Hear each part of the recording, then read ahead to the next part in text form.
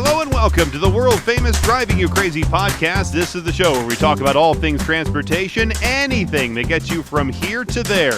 I am the traffic anchor and the transportation reporter for Denver 7 News, Jason Luber. If you would like to be on the program here, you could always give me a call at the listener hotline number, 303-832-0217. Of course, it's a free call from anywhere in the United States, maybe from Mexico and Canada if you have the right plan. And of course, I have a WhatsApp number in the description of the show. If you're in the Hitherlands, you can try my WhatsApp number and contact me that way. The other all contact links are there in the description of this show. So let's say you're heading to the airport and you've dealt with the drive and the parking and the long lines and maybe a flight delay, and you're finally seated on the plane. Well, let's say in the plane, because it's really windy on the plane. So you'd probably be better seated in the plane. All right, so you're in the plane. Now what? A new survey from the Vacationer website asked what Americans are most bothered by when they're in the plane. Now, this survey was based on a poll of just over 1,000 Americans who were asked to pick from a list of actions that they found irritating. And here are the top 15.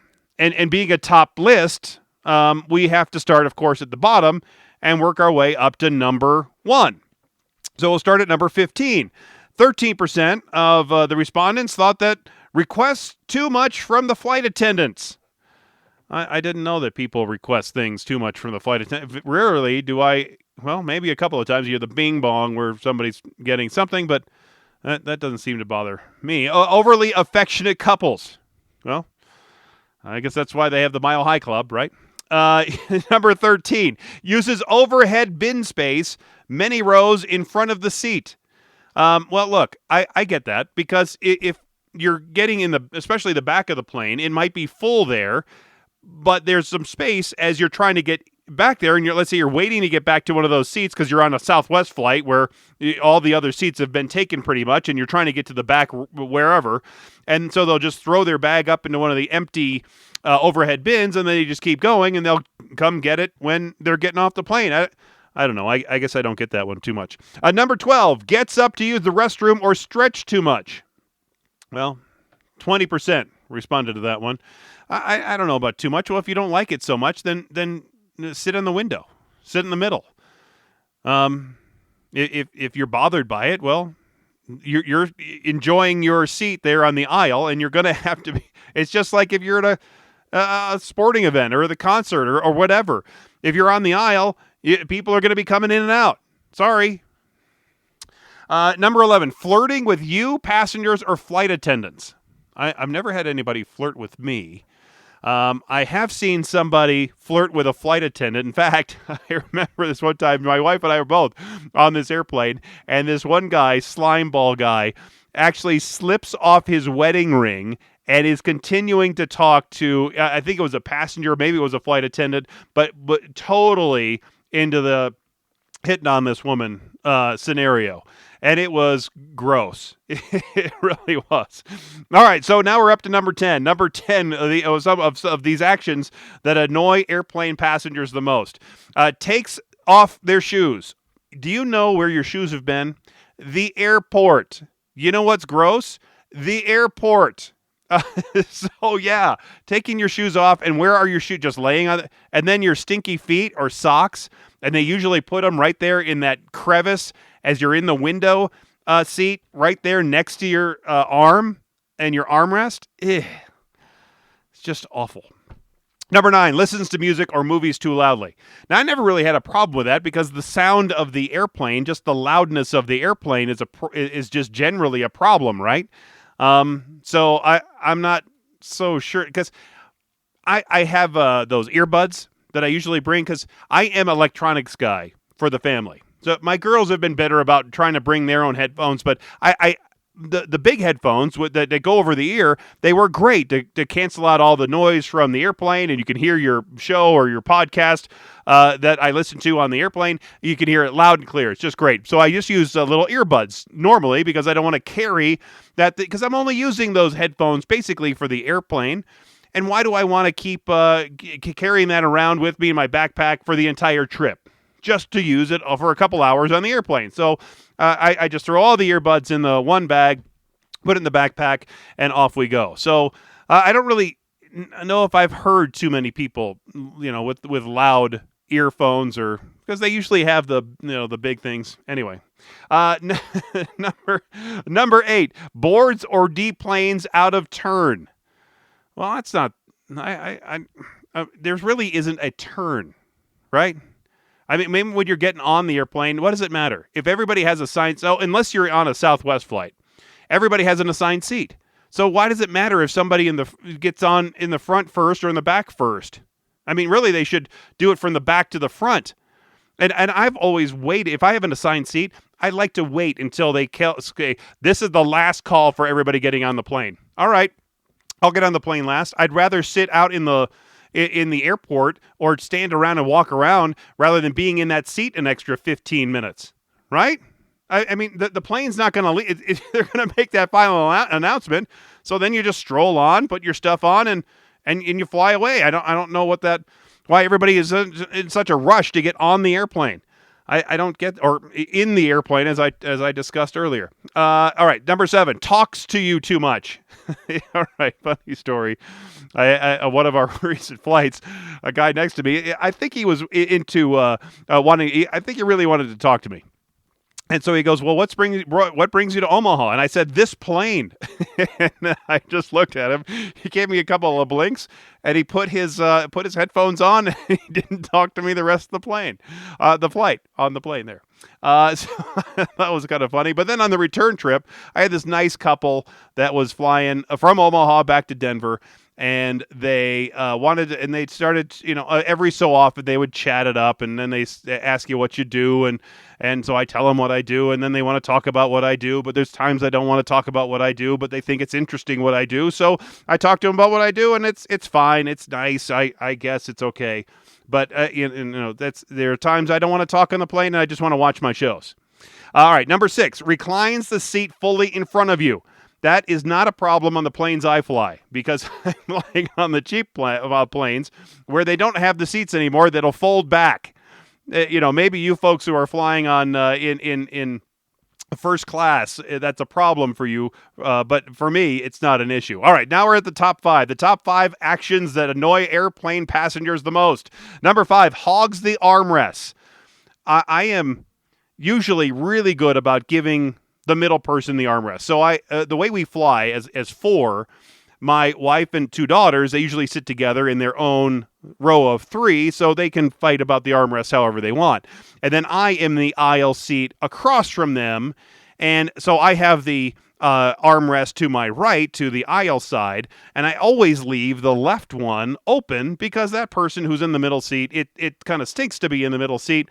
And so I try to be as conscious about that as possible and give that person if there's somebody sitting there, I give them the armrest. Typically they use it. I don't know if they use it all the time, but anyway, I try to be really good about that. Number 4, eating pungent or foul-smelling foods. I'm going to add something else to that. Bringing on board great-smelling foods. We were in Memphis one time. Guy comes on the airplane, and he brings 2 barbecued sandwiches. Wow, that really smelled good and made just about everybody on the airplane hungry. So I think it can go both ways. Either you bring stinky fish sandwich and nobody wants it, or you bring in barbecue and everybody wants it. It could go either way. Number 3, inattentive parents and poor parenting. But you know what? Not every parent that you might think is a poor parent is letting their kid just cry because they want their kid to cry. Parents don't want their kids to cry. I never liked it when my kid was crying, but sometimes it's impossible to stop. The child has, especially if they're really young, they don't understand all the pressure changes that are happening to their ears, and it doesn't feel good, and they don't want to be confined. They just want to get up. I mean, it's a sensory overload in the airplane, and they want to see what's going on, and they want to crawl, and they want to walk around. There's people everywhere, and there's different sights and sounds and smells, and they might not like the loud noises of the airplane. That airplane whoosh sound. I mean, it's really loud in an airplane for a 2 or 3, even 3-year-old child. It's going to be somewhat annoying to them. So I don't know. I guess me being a parent and having traveled with children, I usually give them a pretty wide berth for parents getting on an airplane. Number 2, smells from poor hygiene or too much cologne or perfume. All right, here's a funny story. The guy work with who he's a smoker, and so he would try to mask the smoking smell from his clothes. And he comes in off the back door, so in through the garage. And then, so the door to the studio is closed, and I'm not too far from that studio door, but it's closed. But even when he walks in down the hallway, you can still smell his cologne, and it's awful.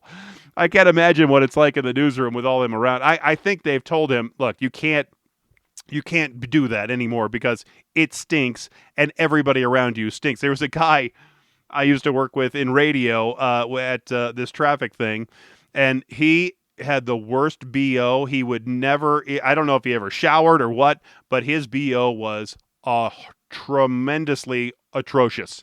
And actually, this girl that sat next to him said, look, you're going to have to do something about this because I can't stand it anymore. And the number 1 action that annoys airplane passengers the most, it's a tie between drunken disruptive and kicking the back of your seat. Yay!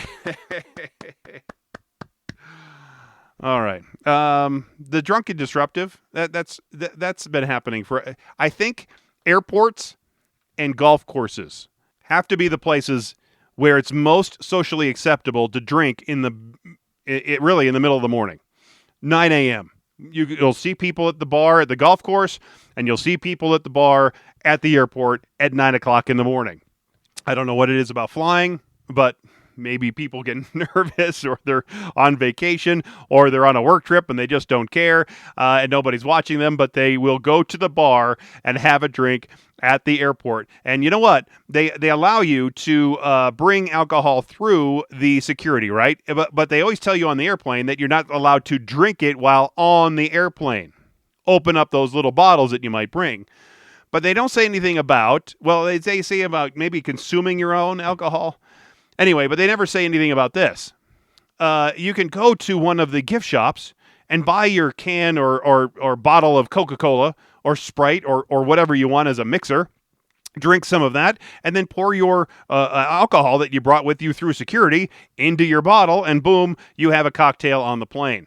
And I think a lot of people do that, and then they get drunk and they get belligerent and they cause problems on the airplane. And then either they have to land early, or everybody has to wait for this person to get thrown off the airplane because they're being disruptive. And you know, during the whole pandemic and mask wearing issue, that was also very disruptive. I think I would put that in also as a tie for number 1. And then kicking the back of your seat, that really is annoying, because that directly disrupts your enjoyment. If you can even say it, say that you're enjoying a flight from here to there or anywhere. But there you go. That is your list of the top annoying actions of airplane passengers.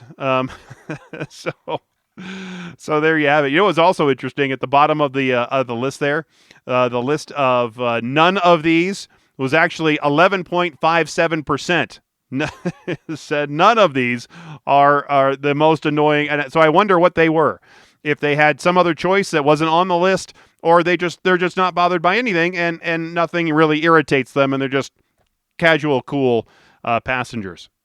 All right, on the show today, I thought I'd go through a couple of my latest questions to come into the Driving You Crazy mailbag, because I think they have wide appeal to people that listen from around the country and really around the world. This is the world-famous Driving You Crazy podcast. So the first one comes from Charlie in Niwot, Colorado, which is up near Boulder.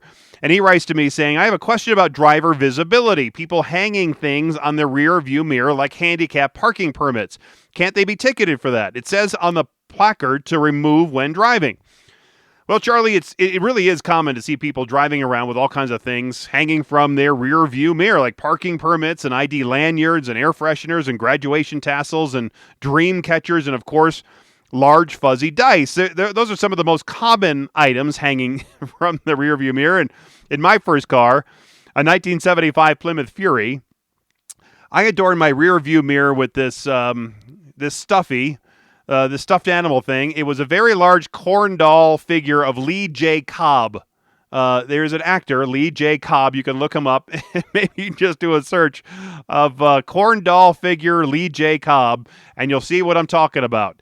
I actually have a link to it from the original story on Denver7.com. That's where you can find all of my Driving You Crazy stories, because they're different than these podcast episodes where I usually do interviews. I do stories for TV that don't end up on the podcast, and vice versa. So you'll see all my Driving You Crazy stories on Denver7.com. You go on the left side menu, and then down the way, you'll see Denver 7 traffic, and you click that, and then at the top, it'll say Driving You Crazy, and you can see all my Driving You Crazy stories. And on this story, you can see the picture, as I have a link to Lee J. Cobb.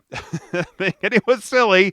Look, I was 16, and it was silly, and it was a distraction, especially when I made a turn. It was swing across much of the front windshield, and my uncle, my dad's brother, thought it was one of the funniest things he's ever seen, and I didn't.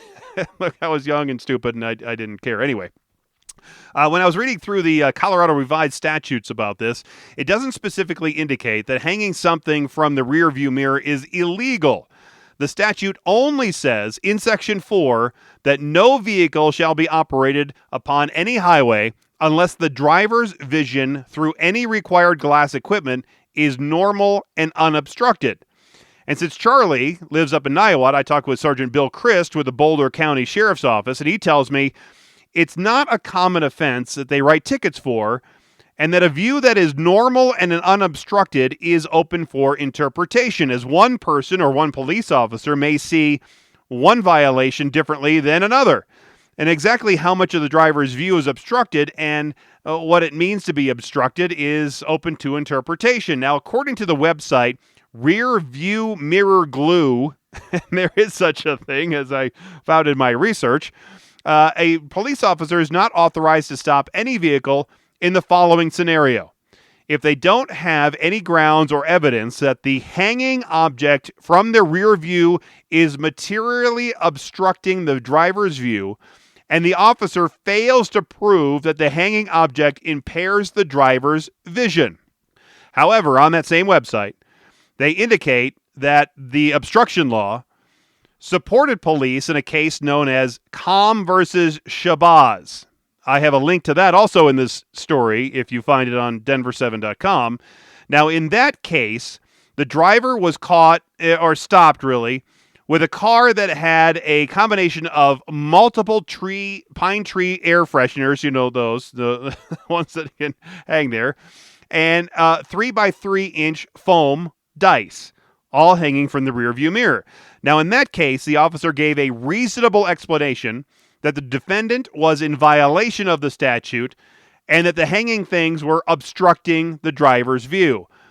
Now, Sergeant Chris told me that common sense is usually our best friend here when trying to make these decisions, as some folks have so much stuff hanging from the rearview mirror that it becomes obvious that their view across the windshield would be hampered, like with those fuzzy dice or a lot of tags, and it could potentially become a hazard. Now, some folks may have, for example, their high school diploma tassel hanging from the rearview mirror, and something like that would not be a reason to initiate a traffic stop, especially for that offense, because the tassel is very thin. The amount of area that would be covered of the windshield would not lead an officer to determine that that is really obstructing the view of the driver. But most everything manufactured specifically to hang from the rearview mirror, like that handicap placard you mentioned, Charlie, should have a liability disclaimer attached to it, stating that the item should be removed before driving. That way, it doesn't become a hazard to the driver, because that big placard is pretty large, and if it's free swinging, it can swing in front of your view and block the view of the driver. And Sergeant Chris tells me this is an area of traffic law that allows for quite a bit of discretion by the officer that might be initiating a stop. He says it also comes into play with windshields that are cracked, some to a point where the operator's vision is clearly compromised. Again, discretion becomes a factor here. And each case has to be assessed on an individual basis. So, like say a simple crack going across the windshield, maybe at the very bottom.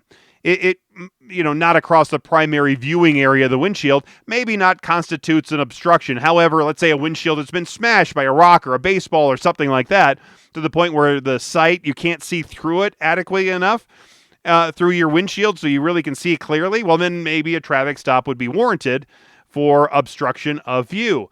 Now, the same officer discretion would come into play with a driver who installed, let's say, a dash cam or one of those cell phone holders on their windshield. I have one of those. I actually have both of those in my car.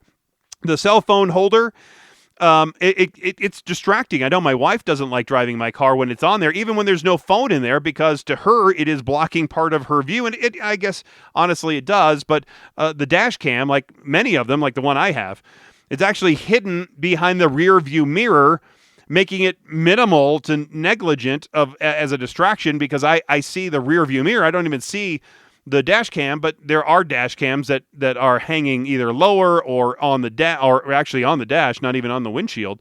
But those could be a distraction. But definitely as a distraction are those dash or the cell phone holders on the windshield, and especially if you put a cell phone in there and you're watching, let's say, soccer match or something like that. Besides objects hanging from the mirrors being a visual distraction, according to Scott's Fort Collins Auto, anything you hang from the rear view mirror could actually cause damage, because most of the rear view mirrors are attached to the windshield with nothing more than just some heavy duty glue. And it's more than enough to keep the mirror in place under normal circumstances. But let's say you start hanging things on there, some things that might be big, especially heavy, that glue could loosen over time and bring down the entire rear view mirror. And by the way, any person violating that rule about unobstructed view commits a Class A traffic infraction, at least here in Colorado. It's subject to a $35 penalty plus a $10 surcharge. And since they say it's a non-moving violation, no points are assessed against the license, and tickets can be paid by mail, or you can, of course, always go in front of a judge and dispute the charge. So basically, you're not supposed to have anything on the windshield. Okay, so here's a story. There's this little town. It's about 1 square mile. It's called Lakeside, Colorado. It's on the west side of Metro Denver, and it's a tiny little town, and they make a lot of revenue for their town by writing tickets to people, and they pull people over religiously for a chip in your windshield, a crack, anything, even a handicap placard that's hanging from the rear view mirror. They will pull drivers over for anything and then write them a ticket and make them show up to court and pay the fine, because that's how that little town makes a good part of their town revenue. And they are vigilant about it. And I had a crack in a windshield one time, and I made sure I drove around that. I took blocks away from that main road where they pull people over, because I know that they pull people over, and I would just steer clear of them. So there you go, Charlie. There's your answer. And the other question I wanted to get to was from Jean Ann in Broomfield, Colorado, who writes to me, saying, "Hello, Jason. At the former Safeway in Westminster, the stop signs are still there. My question is, if the Safeway is not in business, do people still have to stop at the stop signs? Half of the people stop and half of the people don't, so I'm curious." Well, this answer might surprise you, Jean Ann. No, you don't have to stop at that stop sign, and it's not because the Safeway is closed. It's actually a private parking lot. So the owner of the shopping center, in this case it's Gart Properties, they put up the signs, as do all the shopping center owners around the country. They put up the signs as a request for drivers to stop. The signs are there to make really a general warning to drivers in the shopping center that people will be walking in and out of the stores and to watch out for them. It doesn't matter that the Safeway store is empty, that it's closed, or not. The stop sign is a suggestion and not required by law. Now, when I went out to that former Safeway shopping center, I wanted to take a look for myself and see what kind of a problem it really is. And I counted, on average, 9 out of every 10 drivers blowing right past all of the stop signs, and they had a bunch of them set up in front of the store. And my guess is that people who aren't stopping, they probably don't know the private parking lot rules, and they just run the stop sign because the store is empty. And they probably don't know, in general, that you can ignore these type of stop signs. It's private property. And it's this private property situation that also allows for funny speed limit signs with fractions. There's a couple of Highlands Ranch shopping centers. I did a story on this a while back. You could also see that on denver7.com. I think if you just search KMGH speed limit fractions, you do that search and you'll see it. You'll see the story pop up. But there's a couple of South Side Metro Denver shopping centers with these speed limits that are, I think it was like 7.5 or 13.5 or 3/4, something silly like that. But because it's a private parking lot, they can put these funny speed limits in their shopping centers. It's the same thing with gated communities. There's a gated community that they have like a 32 mile an hour speed limit sign instead of 30 or 35, which are traditional, right? So because it's a private parking lot or private property, same thing in those private gated communities. So once you get in there, those stop signs are just general rules. You don't actually have to stop at that stop sign. Those speed limits are general rules. You don't have to obey that speed limit. It is common to see these stop signs in front of grocery stores or shopping centers, anywhere where there's a big box store, whether it's a Best Buy or a Home Depot or whatever. But every one of these stop signs, since they're on private property, are not enforceable by local police. Even if a police officer was stopped at the sign across from you, they see you run the stop sign, they won't write you a ticket. Now, before you start blowing through these stop signs with reckless abandon, you do need to watch out for people because hitting someone is a crime. And there are also other laws that police can enforce on private property, like reckless driving, like parking in a fire lane, handicap parking violations, DUI, and running people over coming out of a store in a shopping center.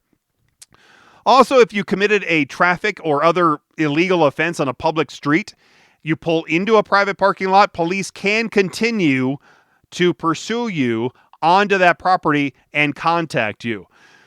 Now, here in Colorado, according to the Colorado Lawyer Team, our laws provide police with the authority to arrest a person, get this, for DUI even while parked in a vehicle, even while sleeping, and even on private property. It's because of a legal concept known as actual physical control, and it refers to having the ability to drive the vehicle even if it's not being driven at that time. Basically, if you are sitting in the driver's seat, you have no intention of actually driving, you could still get a DUI while you're parked because you have the capacity, you have the capability of driving at that time. And whether you're going to be convicted is really completely decided by the circumstances of your case.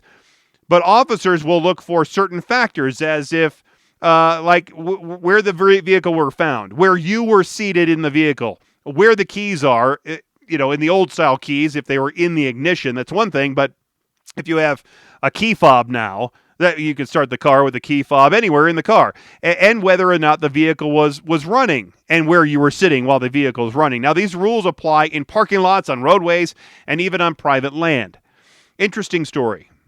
I was doing a ride along with a police officer at one of the local police agencies, and he liked to run license plates in the Target parking lot. What he would do is he would profile vehicles, and he would say, honestly, he would say that one looks sketchy, and he would run the license plate, and if it came back clean, he'd move on to the next one, and then he would wait till he found a plate where the owner of the car had a warrant or some other issue.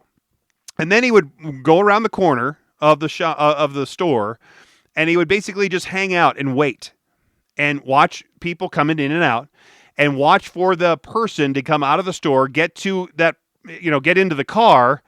He would then get ready. He would watch the person get into the car, pull out onto the public road, and then the officer would pull the driver over. Now, in our case, the driver came up to a stop signal, a traffic light, and it was red, and just kind of did a rolling right turn instead of stopping, because you technically have to stop at the light, and then you can make your right turn, not just do a rolling stop and keep on going. So that's when he lit him up, pulled him over, and said, "You have a warrant, and so I pulled you over for running that stoplight.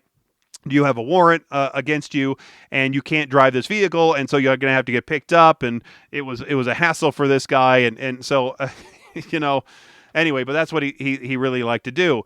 But he had to wait until that offender was on the public streets to pull him over. He couldn't do it there. I guess if there was some kind of major crime, let's say he was looking for a murder suspect, sure, you're going to arrest the person on private property. But he waited for this person to get on the public road, and then he pulled this person over. But remember, even though you're not going to get a ticket for not stopping at these parking lot stop signs, the people that are crossing the street expect you, as if you're a driver, to stop at these signs, especially outside an active and busy store. Because hitting a person with your car in a private parking lot or not is extremely serious for the pedestrian and for you, the driver. So even though it's okay, it's not illegal, it's not technically a crime, you're not going to get a ticket for running those stop signs. You got to watch out for the people because they expect you to stop.